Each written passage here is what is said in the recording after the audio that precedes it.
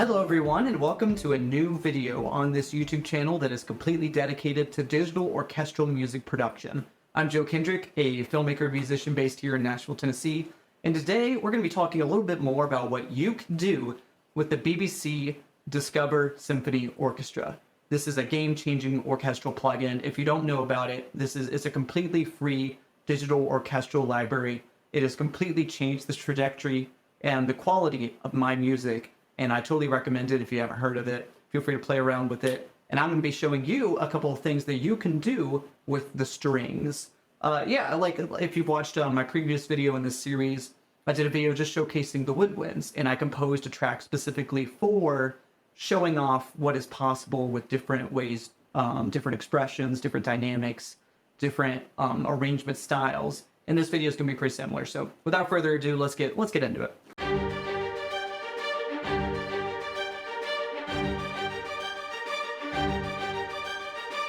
Yeah, right out the gate. Ooh, there's energy there. Oh, I love those strings.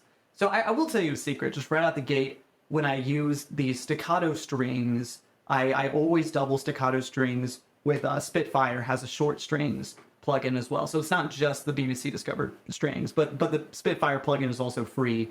So if you know BBC Discover, you know Spitfire, and this is just, it's an additional layer that I like to add. How do I articulate the difference between those strings to you? I layer those because, in my opinion, the BBC Discover strings for the staccato strings have a really nice tone, but they lack a little bit of that bite, that attack. While the Spitfire short strings add that kind of, it has the quality of almost like a solo string instrument being played. It feels like it's mic'd out a little bit closer, while the BBC Discover strings feel like it's mic'd a little bit further away. That's the impression that I get. So you combine them, and you get this really nice kind of mixture of, that sharpness of the attack, while also the fullness of a full section. That's the best way I can describe it. And you see that kind of throughout this arrangement. There's ways that I combine and layer these different sounds so that I can get a more full orchestral experience. But let's talk about those arpeggios, and they're not super complex, but my secret sauce with arpeggios, and maybe I should have talked about this more in the woodwind video though, but I do think the secret sauce is velocity changes. And to me, there's a way to construct a satisfying, how to draw out these changes in velocity in a dynamic way to create dynamics within your orchestra. Take a look at it and you'll be able to see what I'm saying. But there's a general shape, but it's never smooth between notes. There's a you know what I'm saying? Like there's a difference in high, low, high, low, high, low, high, low. But there's a difference in highs overall the whole phrase and a difference in lows throughout the whole phrase. So you get the you know what I'm saying? That's the best way that I can explain it. But I really think that philosophy is key in musicality with digital instruments, and if you can construct the velocity of these expressions in more musical ways, that adds so much to your phrase. Let's listen to that again.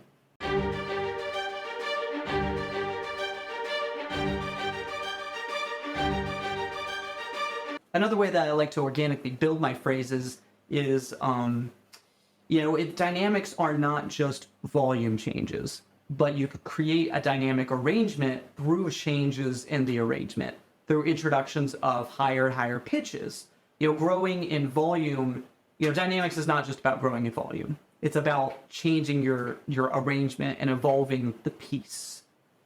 So for example, you hear that little section, even that's just kind of a simple little change there, but you have just like two measures of one octave, and then the violins go up another octave to it's just a doubling the same notes, but because it's up an octave, there's an increase in energy, and that's a really simple thing you can do to build the energy of your arrangement. Anyway, let's keep going.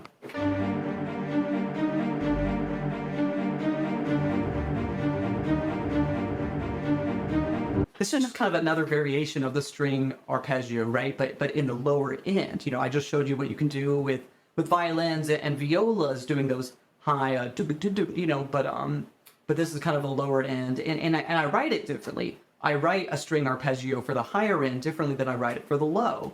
And this too, you can see even more, like I was talking about with velocity, in the notes and the way that those are chosen, there's this there's two distinct shapes happening. There's the higher end layer that bum bum bum bum bum bum bum bum bum bum, and then under that there's a like underneath every note. So bum bum bum bum bum bum. You know, it's like going back and forth. You know what I'm saying? And when you combine those two lines, the notes are alternating between them, but you put them together, and there's a really interesting dynamic phrase happening there with one shape that is complete, that is alternating with another shape below it. So listen to that. Let's listen to that one more time and listen to that.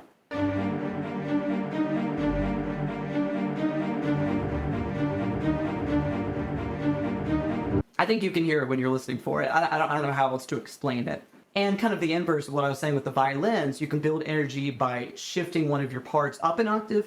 You can also build energy by introducing a lower octave. And this is just showing that, all right, you have these cellos going, and then the basses go, and that's just a way of building energy and transitioning to the next piece. And you know, the basses usually don't get to be that active, and you don't really want to keep them that active so your piece doesn't get too muddy.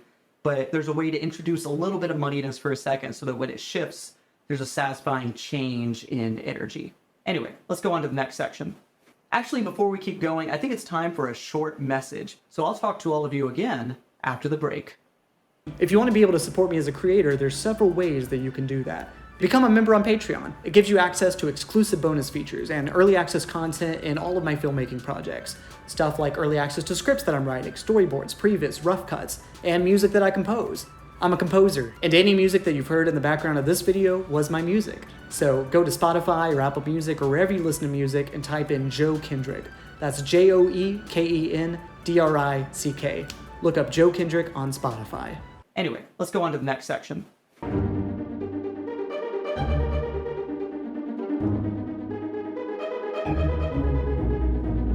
Yeah, so I think I've shown off what I have to show off about what you can do with staccato strings. I mean, there's so many more things you can do with staccato strings. So, you know, I like having, if you know Leonard Cohen's Like Everybody Knows song, there's a way that those strings go, and you can have, you know, you can build chords that way, same way that I was showing the woodwinds in the last episode, right? That's just an example.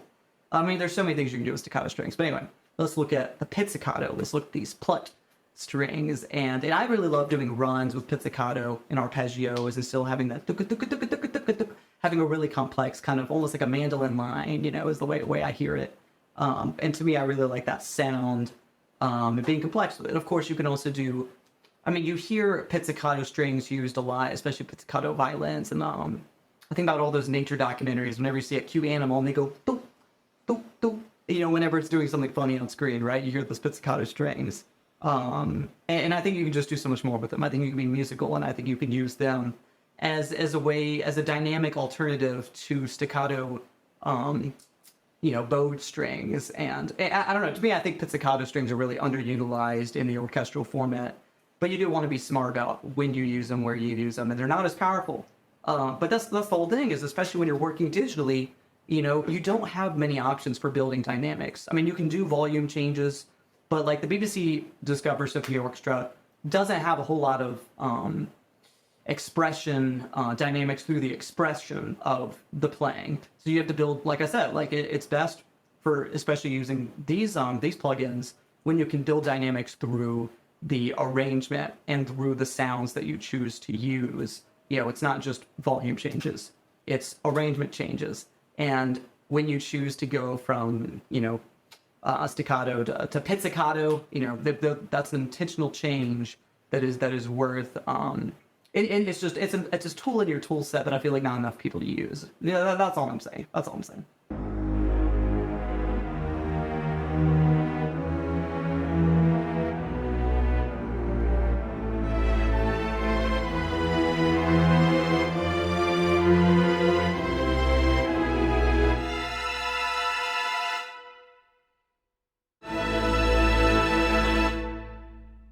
Yeah, so let's listen to the last section. So whenever I go legato with those strings, often when what they're playing is important, especially if there's a melody there, like you heard in those violas, that ba da da da, to really get that sharpness. Often I'll also use the tremolo string plugin as well and combine that with the legato strings. And usually like I have to adjust the volume so it's mixed better. But that's just kind of a cheat so that I like to, because the tremolo strings has more of that attack, has more of that bum, bum, bum, bum, so you can hear the notes clear. And the legatos, the attack is a little slow, it's a little, and it can kind of get lost without doubling them. So I like to layer my sound so you can really hear everything clearly. And it adds a nice little kind of vibrato that's kind of in the background, and when it's all mixed together, it layers a really nice sound and has that feeling of a lot of people playing together, and they're playing slightly differently, and you can combine that to an interesting sound. And this is another example of, like I was talking about before, is you can increase dynamics by adding more parts and going higher and higher, higher each time. Okay, it's just the low strings at first, now the mid strings, now the high strings, and they're going octaves up each time, and that's just a nice way to create to add dynamics.